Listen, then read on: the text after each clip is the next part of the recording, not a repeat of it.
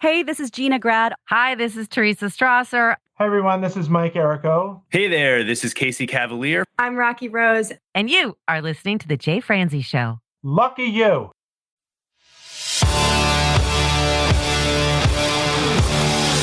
Welcome to The Jay Franzi Show, a behind-the-curtain look at the entertainment industry with insights you can't pay for and stories you've never heard. Now, here's your host, Jay Franzi.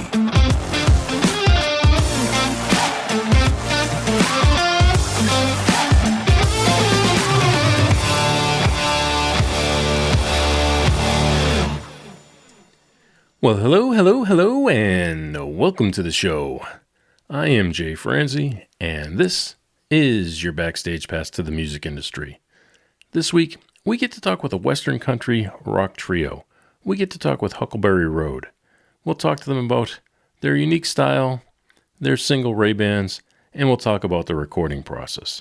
Now, these guys are a force to be reckoned with, and I can't wait to talk with them tonight. So if you would like to join in, comment, or fire off any questions, please head over to jfranzi.com. Now, let's get started. All right, guys. Well, let's go ahead and jump in. I know your music is quite unique, and it's definitely got a different flavor to it. So can you start by just telling us what that flavor is to you? Well, Twan and I kind of grew up playing Metallica songs and Stevie Ray Vaughan and all that. We had a bunch of rock bands. And somewhere I got exposed to, just writing a couple nice chords on a guitar and trying to piece a story together. But we're still rockers, so we kind of go an Americana route to write it, but then we turn on our guitars and start trying to produce the sounds over it. And the lines are so blurry when it comes to country music now. It's, since forever, rock and roll has played a big part in every part of music. And that all stems from the blues. It all even Hank Williams sang the blues. And it's just, we love playing country music, but we also love playing the guitars loud and fast. And it's just, it fits. And it's working out for us. The style of songwriting, as your songwriting evolves and you start finding your own sound, you start melding in all of your influences, because when you set out and you say, I'm going to play this, it doesn't really work that way because you have all these influences that you've always had. And when you really start honing your craft and really getting into it, honing your songwriting, all of your influences really start to come in. And, Robert's a songsmith. He's a songwriter. He likes telling stories. And that's where it really plays into it. It's not the cookie cutter bubblegum stuff. We like to tell a story. We want you to join us on this, on the story and on the ride. And we're always looking for new music. And really the turning point for us was when we started finding bands, like the Steelwoods. And then you discover people like Sturgill Simpson, and you really get into the song, the storytelling. Well, and somehow they've found themselves, their own character. But it seems to be coming out of our music now. It's starting to sound more like us. Do you feel like that is something that's coming out because of who you are? Or do you think there's a conscious decision to go down that path? I think it's like Twan said, where no matter what you're trying to do, all of your influences are going to come out of you. And that, I guess, all of those things become more you.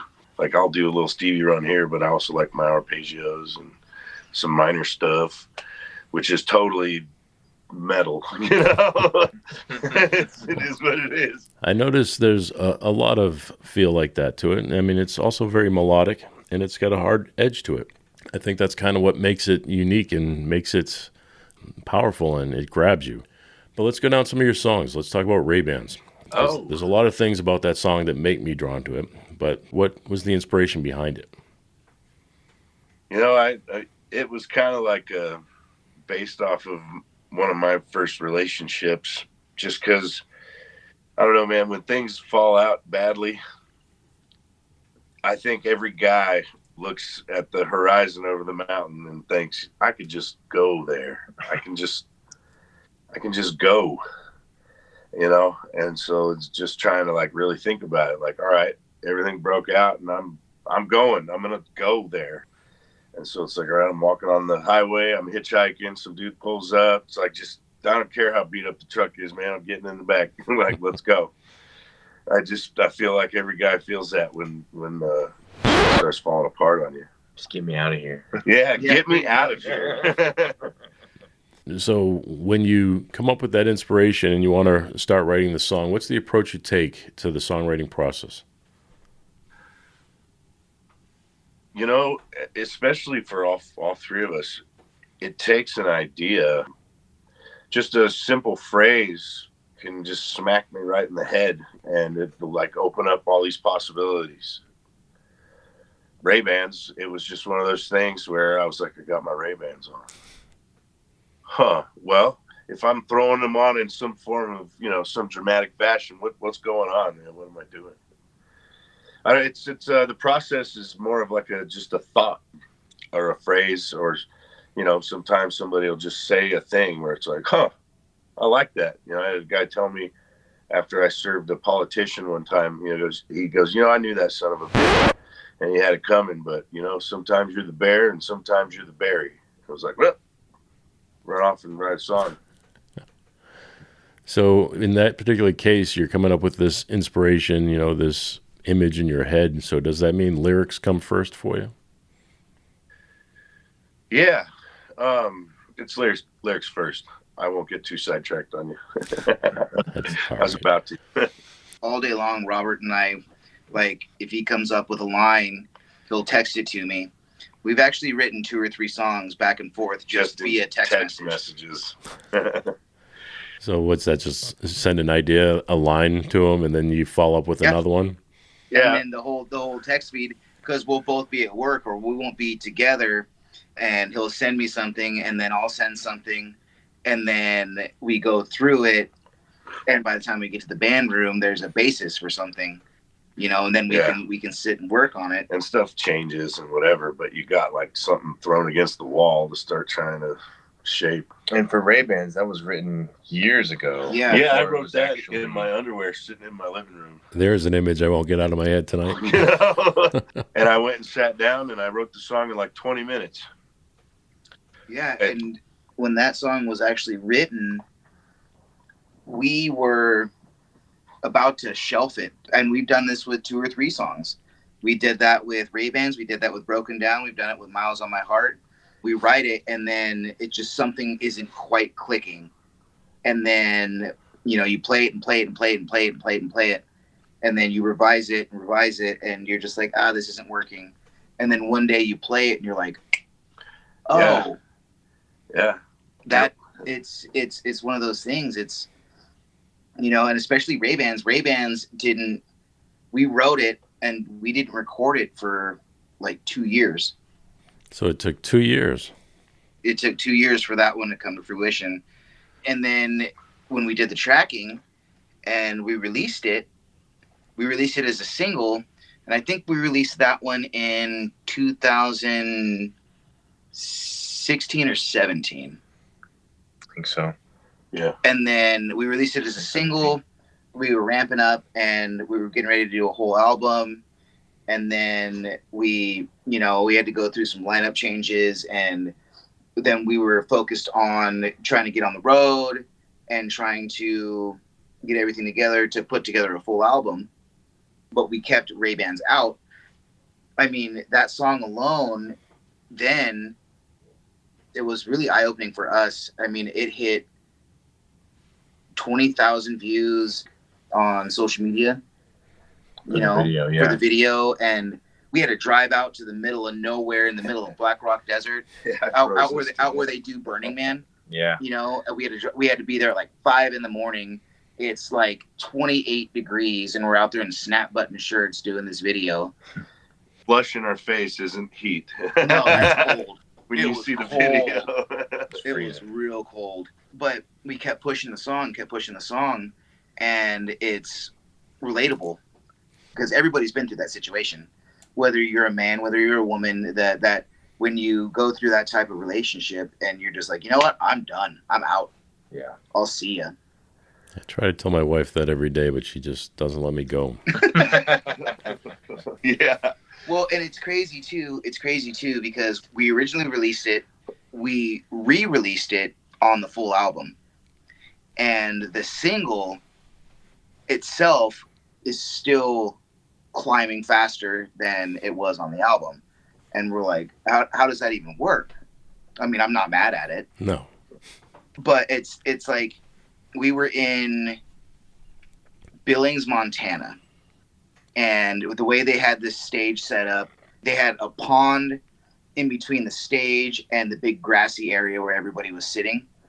And we recorded that song in like 2016, 2017. And now here we are in 2021. We're out on the road.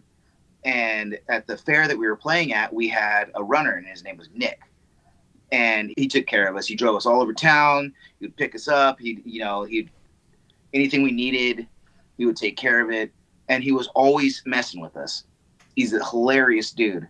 So we can't see anything past the pond, because of the lights and everything. And we hear somebody screaming for Ray-Bans.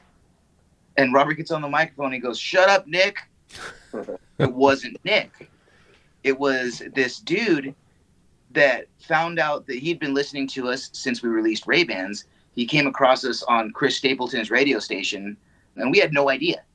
So this dude is screaming for Ray-Bans, and we'd already played it. We ended up playing it again because he would just not stop. We're like, okay, you know what? Here you go, man. Here you go. So we played it again. And after the show, this guy walks up with his whole family, right? Don't even know. We're in the middle of Montana. That's a long way from home, right? And he comes up to us and he goes, "Dude, thank you so much for playing Ray-Bans. I was screaming my head off about it." And we're like, "What?" He goes, "I've been listening to you guys since you released that song. And I found out that you guys were in Billings, so I had to be here." And we're like, wow. How does that make you feel? It was amazing. It was a little overwhelming to know that like the music is starting to reach out. And it was pretty cool, that song struck him and it had him start to follow us to where here we are hours and hours away from home. It's little things like that. They grow as you get more reach. Like, oh yeah, no, we've been listening to you for a while. And it's like, all right, great. And the fact that song has that much trajectory, I mean, we can never not play it again, which is fine by me because the outro solo on that song is like Freebird for me. And I just have a blast with it. I mean, you also bring in extra instrumentation on that song. You got a fiddle player on that song as well. How did all that come about? Yeah. Where was he from? Branson, Missouri. Missouri. We found him online and hired him to he did steel on my guitar, and he also did the fiddle on Ray-Bans. And this guy, I mean, it was like a 24-hour turnaround too. This guy was a monster. Like $70. And he sent the track over, and I was like, "Hey, can you maybe also play with the guitar solo a little?" And he was like, "Yeah, let me see what I can do." He sent it over, dude. It was like right on it. Yeah. Okay. Yeah, it was wild. It was wild. It's like, we're keeping that. Oh, of course. And for so long, it's one of those things, especially when you're creating an album and you're creating an experience, you want your sound to be as big as possible. We're always from the train of thought of, if we can't play it live, it doesn't belong on the song. Well, that would make sense. It makes sense for a band. Yeah. But it's one of those things. You want your sound to be, you want it to be as big as possible, and you want to move air, and you want it to, move people while they're listening to it. Yeah, Dylan did a lot to add to that for us. He put the leash around Anthony and my neck and got our asses on a click track. Once that got put in place, we started being able to add things like, I mean, what are you adding into the set?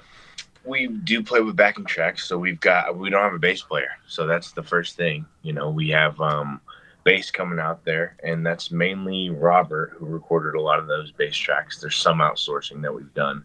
I think Ray-Ban's was Dave Keller's, who was in Still Shota, their previous band. That particular song's got a lot of growl in the bass. That song is pretty intense, and we throw some tambourine in there, and we have to have that violin track. We don't have a live violin player. Rihanna Carter is a local player, and she's amazing, and we've used her on Broken Down. She's busy just as we are, so it's hard to make that happen. So we still throw that track in, and we still play it. It just fits. Helps us bring in those instruments. He's throwing some like 808 booms in to really like get people being like, whoa, especially if we're on a cool stage, you know? Yeah, I saw ZZ Top about 6 months ago, and they had so many unnecessary 808s in their set, and I was like, okay, I'm gonna do this to our set. This is going to happen. Just because people respond to it. It's such a big bass boom. Oh, it's yeah. like Well, it just adds to the experience, helps to the crowd experience, especially like because we're all on in-ear monitors, right? And so the first time that we incorporate, because we didn't have the violin tracks for a long time, but you finally were like, you know what? Let's just do it. Why not? You know, I mean, make it more of a full show. We're kind of realizing. It kind of adds a little bit of polish. More about what their experience is. It doesn't matter outside of that. If it's coming out of the front of the speakers and it's giving that big sound. And the first time I had my ears in, and I started playing that guitar solo, and I heard the fiddle come in and harmonize with me in real time. I was just like, I giggled like a little schoolgirl. You know, I was like, okay, cool. This is what they get. I get it. Like. You know, I hope that song just keeps climbing. No, I mean, like I said, I love it. But Dylan, you mentioned the tracks, and you mentioned having some percussion in there, which is in this particular song is tambourine. Yeah. Are you playing that as part of a track on the song? Yeah, for the tambourine, and I think there's shaker in there too. It's all flown in as tracks. So even the part where it trails out, because during the song itself, you've got that particular rhythm with it, but then it also has a trail. So do you capture that trail as part of the track? Yep, the trail is in the endings one too, because the solo ends all kind of ethereal and all, so we let that kind of fade out, and that tambo's in there too. What about the hits, like the hits at the end? Do you put the 808 in there? The 808 is not in Ray-Ban's, I don't think. No, we have it sprinkled throughout the rest of the set. It starts the set. Yeah, it could be. Okay, right. You might have just added another one to the set. We're throwing an 808 there you in there. Go. I just want to make sure we get it in there, and you know, I don't need credit, not yet, anyway. But no, that's pretty cool. I mean, those hits at the end of that song are powerful. It rounds off that feeling, and it gives it the polish that we keep talking about. But the song, like you mentioned earlier, having the rock influence, it's got a melodic feel to it, and it's got harmonies in the background vocals. I mean, it does come together. So was there any influence, like musical influence going into that song? No, not intentionally. No. We were just wanting to make it rock hard. Yeah, pretty much. Like when one's like 6-minute guitar solo. Yeah, pretty much. And you know, when we first wrote it, that the outro solo wasn't in there. And when we were recording it, we're like, well, let's put an outro solo on this. And it just the drive and the rhythm and everything, it was like, this is like the outro solo to Freebird, and I'm gonna go off the rails on this, and I'm gonna go down that road. And they just let it keep recording, you know, and I was like, I'm just going until somebody wrangles a leash, and I'm just gonna keep going. Well, let's talk about that for a second. Let's talk about the studio process. Where did you record it? We did Ray-Bans and my guitar at a little studio with a friend of ours, Colin Christian. He had a studio here in town. It's called The Cottage. The Cottage, that's right. Yeah. Because before that, it was Wires and Noise, right? That's his production service. Oh, okay. The studio he was using. But yeah, it was called The Cottage, and it was a little house in the middle of town, and we had heard of him because he had recorded a bunch of friends of ours. And Dylan was like, hey, we need to lay these songs down and we didn't know where we wanted to go. And he was like, let me hit up Colin. And Colin's an exceptional engineer. He really is. He's taught us a lot. And so we went over there for the weekend. He's a pain in the ass. I just have to add that. Yeah, but anybody that drives you to be better is going to be a pain in the ass. Yeah. You know, he expects. I don't hate him. No, but it was, you know, when you go to the studio, you have engineers that are super lax. They won't put you on a click track. They just, whatever you record is what you get. Right. And Colin was not that way. Colin expected you to come in on top of your game. Colin expected you. He was do it right. Recording with him makes you a better musician. Yeah. Well, that's what it's all about. Right, guys, though, and tell you you're a piece of shit. That's true. That is true. So who produced it then? Did you guys produce it with him? Yes. Yeah. Yep. Yeah, we all worked on those 2 tracks. And then we sent it off to San Francisco to be mastered. Oh, really? Who mastered it? Dang, it's can't been remember too that many guy's years name. now. That was 2017. I don't. Colin did a remaster for the entire album when that song ended up back on the album. When it was released as just a single, I'm not sure what we ended up Yeah, with. I have him in my email somewhere. I just haven't talked to him in 6-7 years. It's been a while, yeah. I just don't remember. We do a different process now. We got everything in the basement, and we send everything to Billy Decker in Nashville. Oh, yeah, I yeah, know we Billy. record everything here. He's such a cool person. He's done Broken Down, Miles, and Quiet Anymore. Those are all Billy Decker mixes. Nice. No, very cool. I don't know Billy well, but I do know Billy. Odd guy. You just mentioned real quickly that you have a studio now of your own. So what does that Yeah. studio consist of? Yeah, so we use the same X-Air, which is the interface and mixer that we use live. That same preamp system is what we're using for our recording. We've got a Slate microphone that's pretty top tier that Colin actually left us. Whether he knew he did that or not, I'm not sure, but we have it, and it's been awesome. And for drum mics, we have some basic Sennheisers, and we've got a Beta 52. And for guitars, we used to do 3 or 4 different mics on there as well as a DI all at once. And now we actually use the Black Star amps, which are amp pedals. Right. Since we switched over to Black Star, both of us have always been an amp purist. I've toured with a twin reverb for years, and that took a dump on me while we were on tour. And so I had to buy another amp, and I bought this little tiny Black Star. I was like, oh, this thing sounds huge. This is amazing. Little 10-watt amplifier. I couldn't believe it. And then Black Star came out with these amped pedals, and I've always been a real purist when it comes to tone. But these pedals are so user-friendly, and they sound amazing. You know, and it's just made our life easier being able to go in and just plug directly into the interface, because now we can record anywhere. Right. And the IRs are so advanced now. The same tone that you get on the album now is the same tone you get live. It's there. It's like Consistency. This is what you get.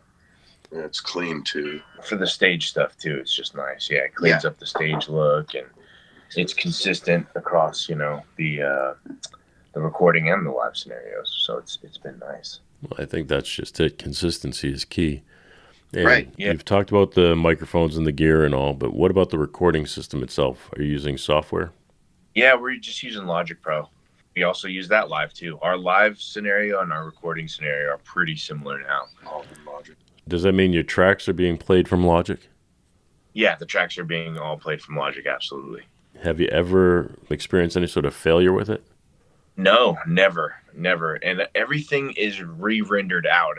There's a limiter on the master, and that's it. There's nothing else being played in real time. Everything else has just already been remixed and rendered. That way I'm not having to fly too much data. Well, describe that scenario for me. Is it a laptop that's playing it next to you? Yep, I've got a laptop open, and it's just a 1/4-inch cable that goes out of the laptop, and it splits left and right. Left is our click track, and right are the tracks.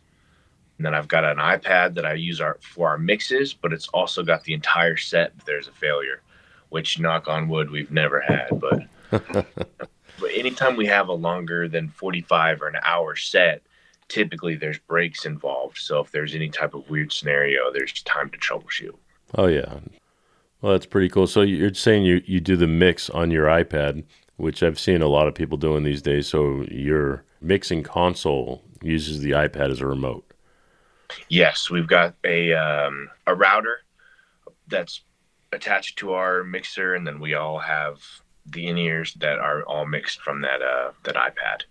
In a perfect world, we could all have our own iPads and be mixing it, but we're getting there. I do it for everybody, and typically we're fairly happy with the mix. Keep that iPad back there. There's one thing that's always thrown me off. Yeah, I agree. Is when you see somebody that has an iPad on the mic stand. Yeah. I mean, granted, yes, you can use it for mixing, but when you see somebody that's pulling up song lyrics or the drums, you expect to see. Yeah, exactly. You know? But when you're a singer or it's attached to the mic stand or whatever, a guitar player, when they've got like iPads up there and they're sifting through it, it's almost like, well, you didn't do your homework. Right. You're looking for lyrics or a chord chart or something. Exactly. Yeah. Granted, there are some scenarios, especially with like a lot of Nashville cats that are doing 6 or 7 projects. Sure. Then I get that, but for what we're trying to build, we're not. Yeah.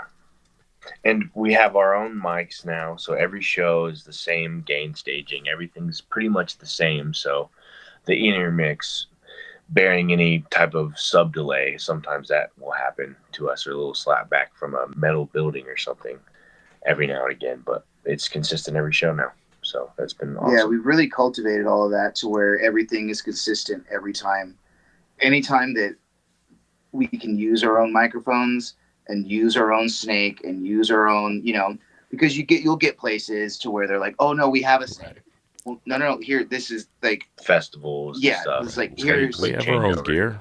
Yeah, well, and then you'll get sound guys that are like, well, I insist on using my microphones. Well, I understand that, but if we use ours, you don't have to break them out. You can focus on using them for another band, but it's a consistent thing. It's one of those things where we have made our whole setup easy enough to where we just hand you the tails, you plug them into your snake, and that's it. And honestly, it's the one or two bad sound guys that have forced our hand in that scenario, because not all sound guys are created equally. No, not at all.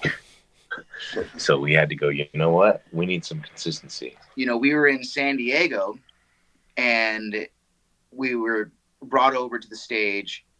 The stage manager was like, hey, this is Huckleberry Road. You're going to be working with so-and-so.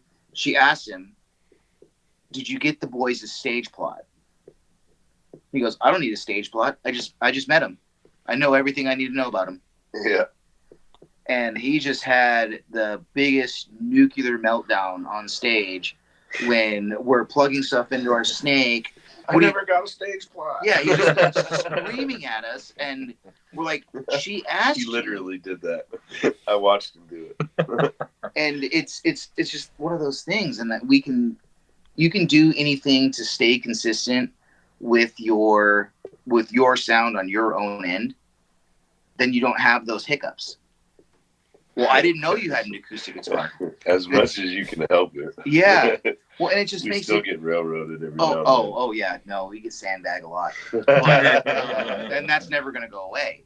Yeah, it happens still. But it's one of those things. It's like, if we can make things consistent, because you run into a lot of sound engineers to where we're like, all you need to take is the tails.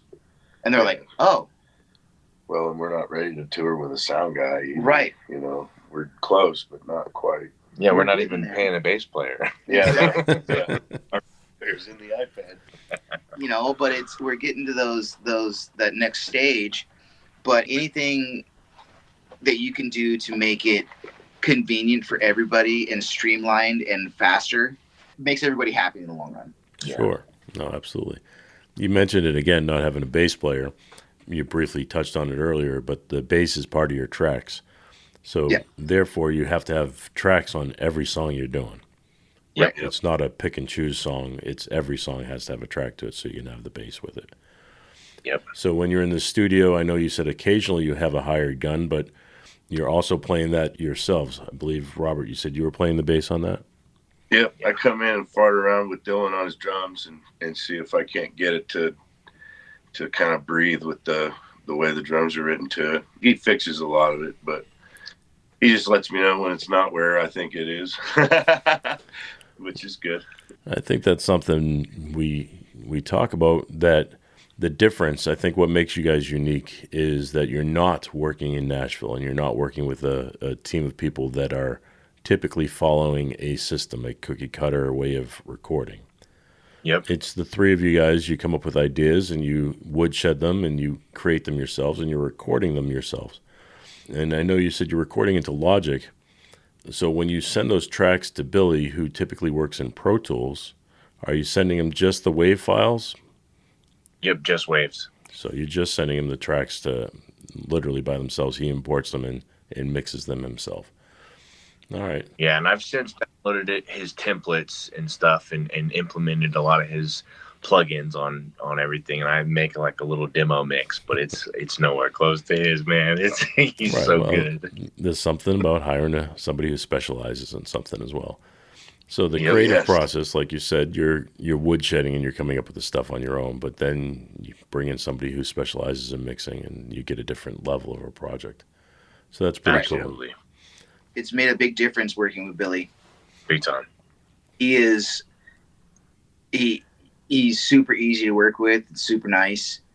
He really brings that next level up. And especially even with like tracks that we recorded, he'll go in and he mixes them. You're like, I didn't do that. That was that I blacked out. I don't know. I don't understand that. I don't think we gave him any notes on the last one. We were like, okay, great. Like, there's nothing to say. No revisions. Yeah. Nailed it. What have you guys learned along the way that's helped you grow as engineers? Clean it up. Yeah, we realized that we're too nice to each other. Yep. And we might come in and give a performance that's on the click as it should be, and it's in key, and there's no obvious screw ups, but it's dead. Can I say that? I'm sorry. You just did. It works. Cool. And so we kind of realized, all right, we have to be looking for actual performance tracks that are going to be permanent, and we have to stop allowing anything that isn't worth keeping. Yeah. And that's the hardest thing to hold yourself to, because you don't want to be mean to each other, but you got a little. Once you get into that, you get into it, and the three of us will fight and fight and fight and fight and fight. But it's only for the sheer fact that we want to put out the best product possible, the best product that we can put out. Yeah. And we're not going to let each other be lax on it. We're opinionated and pretty passionate. All three of us. Well, that's exactly what it is. It's passion. Yeah, it's passion. And I'm not telling Robert, hey, your guitar's out of tune, to be a jerk. I'm telling you, hey, your guitar's out of tune, fix it, because this is permanent. And we need to put out the best thing humanly possible. Yeah. Or he will just ride me and ride me and ride me about a guitar part or a solo, or especially my harmonies. I'll come in, flat and dead. And he's like, come on, man, you got to suck it up. You got to go. We got to do this. We got to do this. And I will just go in doing it, kicking and screaming until it clicks. And you're like, I need to suck it up and do it. You can't put out something that you're going like, I get it. It works. Cool. If you don't have a sound quality or a production that is at least close to what people are used to hearing where they consume music, you don't have a chance. I mean, so much music these days. You might bust an acoustic track out. We already know that we're fighting an uphill battle. Well, you have to be in the ballpark. Yeah, exactly. Sonically, it has to at least be close. Well, so and that's been the biggest thing, is accountability. For in 2020, when everything shut down, our whole tour schedule got ripped away from us for the whole year. We had nothing to do. And a lot of bands that we knew were just like, we don't know what's going to happen. We're just going to stop playing. And we didn't know anything. You know, we had basic knowledge of recording, but we spent that whole year really Dylan just dove down the rabbit hole to get us to a point to where we were recording stuff that was to a higher standard, getting close to industry standard. And over the past couple of years, now we're getting into working with Billy to where now it's cleaned up and it's polished and it's becoming industry. When you hear a song on the radio, it has a certain level of production, right? A certain level of clarity. And unless you are putting out the same level, it's, and we spent that whole year really honing in on everything. Yeah, it has to be believable. And we can't forget Colin went with us on tour in 2021, and we recorded a good chunk of the album out on the road. Yeah, in hotel rooms. And we learned quite a bit going through the process with him. Yeah, there's a lot of credit for Colin, for sure. Yeah, Colin was a great guy. He really did teach us a lot, and he taught us how to really stay on top of it. Was he doing live sound at that time as well? No, he was playing bass for us. Oh, okay. He came out on the road and was playing bass before we ended up on bass tracks. He made up a rig, a portable rig, and we would just set up in hotel rooms, and it was a lot of plugins. Like all the guitars were a lot of plugins, but they're so advanced now that it's one of those things you can record anywhere. Yeah, that was our first big tour too. Yeah, 35 days. Yeah, we were out for. It was 35 days when we went to Montana and all those spots. Do you have any memorable performances from that time? Oh yeah. So there was a lot of kicky in the pants shows, but you're gonna get that anywhere. But I mean, one of them that was on that run itself sticks out in my mind. We were in Sidney, Montana. Yeah, Sidney was this good. little tiny town in the middle of Montana. And they had us in the rodeo arena. They set up a big stage and everything. And nobody knows who we are. A free show for the community. Yeah, it was a free show at the fair. It was a Wednesday night. And we're getting on stage and we're getting ready to play. And all of a sudden, the grandstands just filled up. And we're like, oh, okay. Yeah. And I mean, it was just packed. And a judge made us steaks. Oh yeah, the judge from the town, he was barbecuing for us backstage. Yeah, One of the best days I've ever had in my life. Right. And he's like, hey, before you guys leave tonight, you better come back and get dessert. We come back to our trailer, and he had homemade brownies and ice cream, and so good. Oh, it was Sydney was special for sure. That was a good one. And sometimes on those longer runs too, especially the fairs, we're grateful to play them every time, but we want to be on an opening slot for a big act or something like that. We're at a beer garden, but sometimes we end up at like a noon or a 2:00 stage, and it's great. And again, we're grateful to be there, but the crowd isn't responsive. You watch this guy do the best solo he's ever done, and then a guy eating a corn dog just wipes his mouth and then walks away, and you're like, cool. Yeah, it's humbling. It's not glorious, but it is it's an intrinsic part on what makes everything work. You got to be willing to shovel some shit. Of course. Absolutely. We were playing a show up in Yakima, Washington with Josh Ward, and the promoter really, really dropped the ball. And Josh was like, hey man, I don't want you to think that this is a reflection on me. He's like, I'm happy to have you guys here. Please, hang out with me. I'm really appreciative of you guys being here. And he's like, I understand if you guys don't want to play the show, but I'm going to play the show because I don't care if it's 5 or 5,000 people up there. I'm going to give them the show that they came here to see. That one stuck with me. And it all hit us like a lightning bolt. That was an important lesson for all of us. We were like, wow. It hit us like a lightning bolt, and we're like, well, we're not leaving either. We're going to do it. Let's go. Yeah, and we thought we were only playing to like 3 people, and it turned out that Josh Ward came in a little bit and listened to some of the set, and he's going to be a good friend in the future. Well, you never know who one of those 3 people are. Yeah, right. Absolutely. Yeah, exactly. Right, and you get up, and no matter what, you get up and you give them you give them the best show humanly possible. Does it, like Josh said, it doesn't matter if there's 5 people out there or 5,000. You get up there and you play your heart out every single time. Yep. And that's what we've always done, but it was like a lightning bolt to the soul, and it was like energizing for us. Yeah, there's something special that happens when you're like, screw it. We're gonna rock the hell out of this place. Maybe we'll shake the building to the ground. We're here. Let's go. Tell me more about the dynamic that you three have when you're out on the road. Man, it could go anyway. You know, I've learned about myself that I lose my mind in about 14 days. All right. Yeah. You know, Dylan and I, for the past 3 years, just up until recently, it's like we have no problem being roommates. You're always kind of buzzing around each other. It's really learning each other's quirks and each other's mannerisms.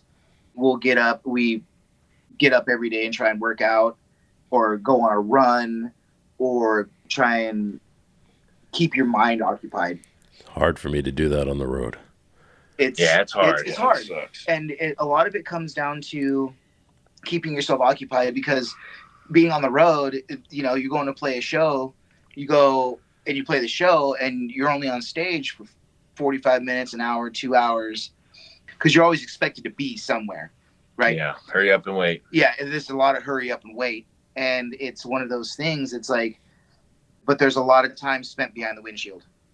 Hours and hours and hours. You know, we're all into the same podcast, we're all in the same kind of music. It's really just learning about each other and learning how to coexist. And we've never had any like knockdown, drag out arguments. There are times where, you know, one of us is very irritable, and there are times when all 3 of us are very irritable.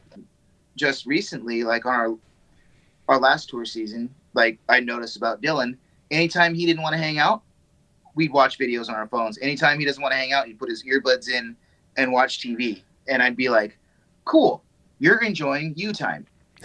I'm going to go do my thing.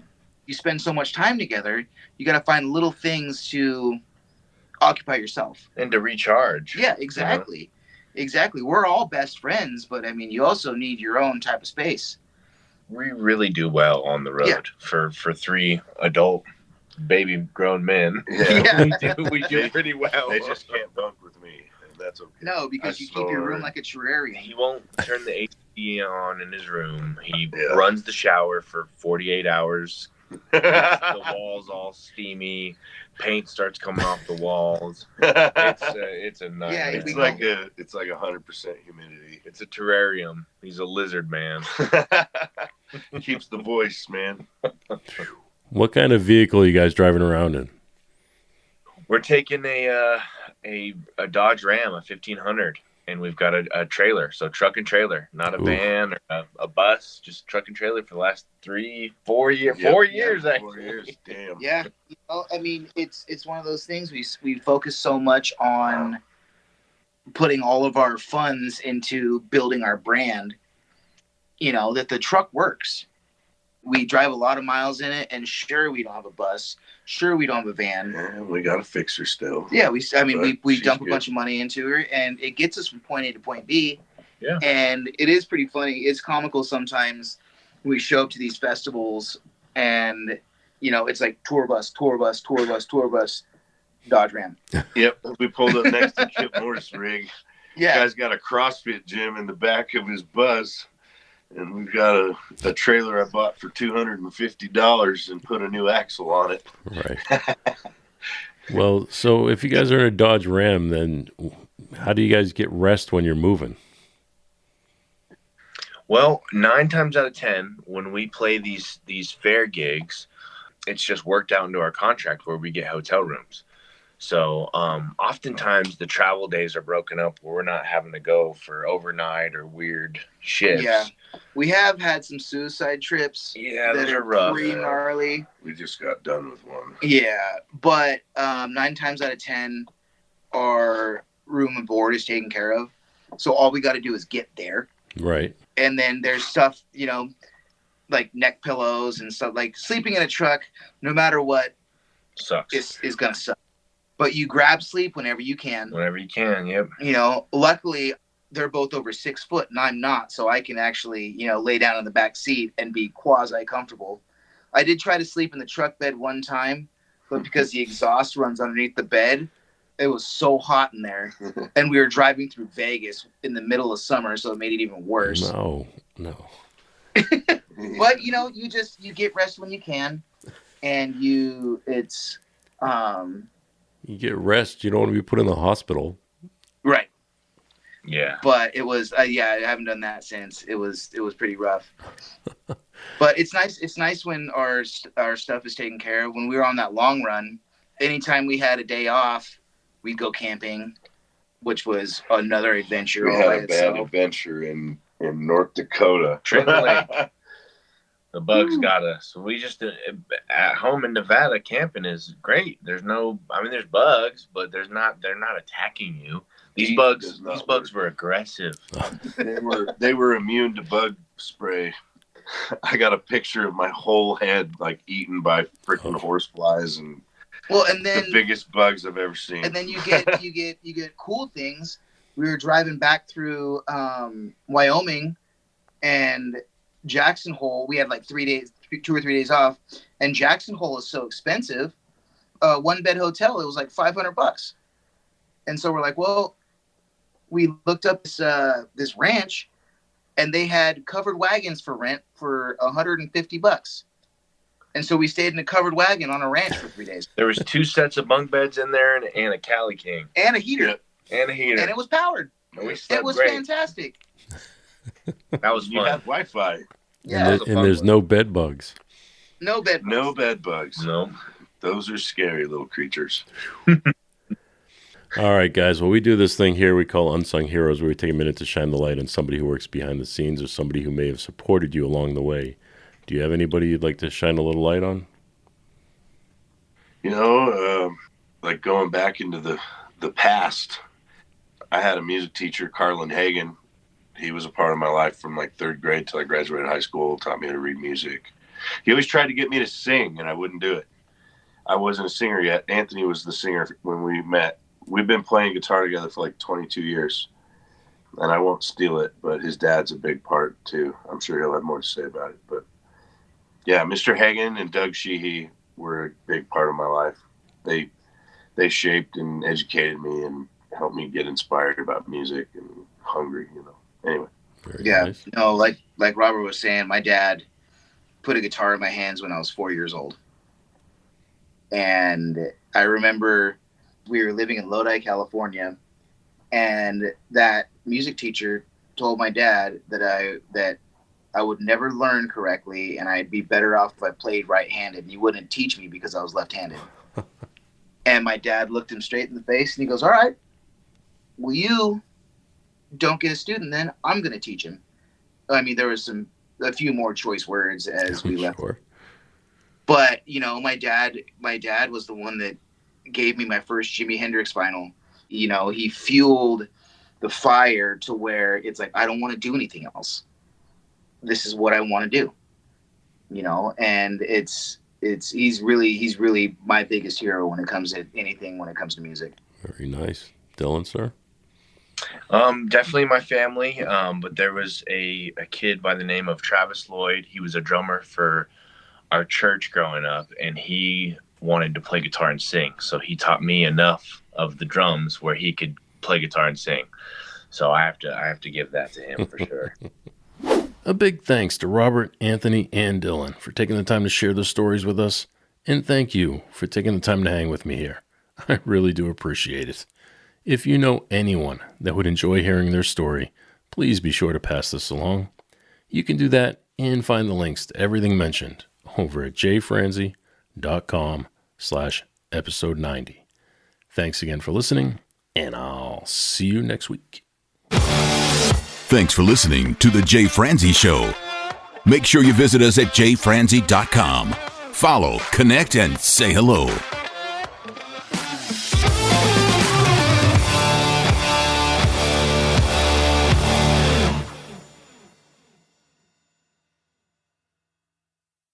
This episode has been brought to you by VR Knives. your source for 100% custom knives made by a true rock star. So, if you're in the market for a new piece of art, reach out to VR Knives.